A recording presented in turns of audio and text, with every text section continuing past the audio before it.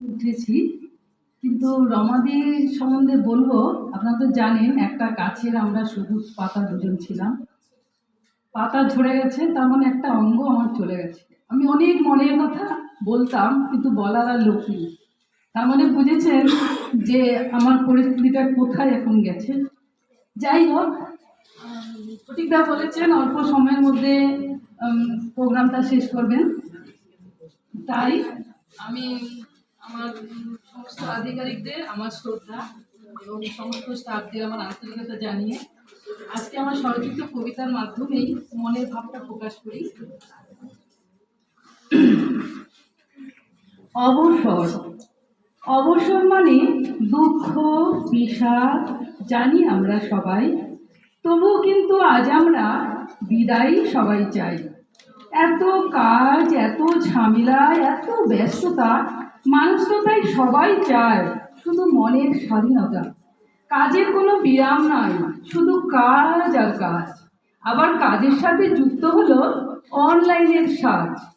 কর্মীদের মধ্যে বর্তমানে নাই কোনো আন্তরিকতা। দোষ কি সেই কর্মীদের, নাকি কাজের ব্যস্ততা? কাজ যদি না শেষ হয়, বন্ধ হয় মনের হাসি। কাজ শেষ হলেই দেখা যায় সব মহলেই খুশি। তাই তো বলছি দিদি, অবসর বড় সুখের জীবন হবে। সবার মুখে তাই বলতে শুনি, আমার হবে কবে? যদি কখনো অফিস বা কলিগদের কথা মনে হবে, তখন তুমি কাজের জায়গার সেই চাপের কথা ভেবে নেবে। চাপ মানে বর্তমানে আর এক কসের চাপ, হার্ট অ্যাটাকের মতো সবার। বলছে শুধু বাপরে বাপ, আরো কত নতুন চাপ আসবে দিনে দিনে। সঠিক সময়ে যাচ্ছ দিদি, ভেবো শুধু মনে মনে। জীবন যুদ্ধে হয়তো তোমায় সংসার দুঃখ দেবে, গীতা, মহাভারত, হনুমান চালিসা এসব বইয়ের মধ্যে ডুবে যাবে।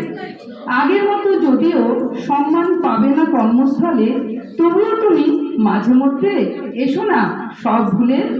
চাকরি নিয়মে সবাই তো নেব একদিন অবসর।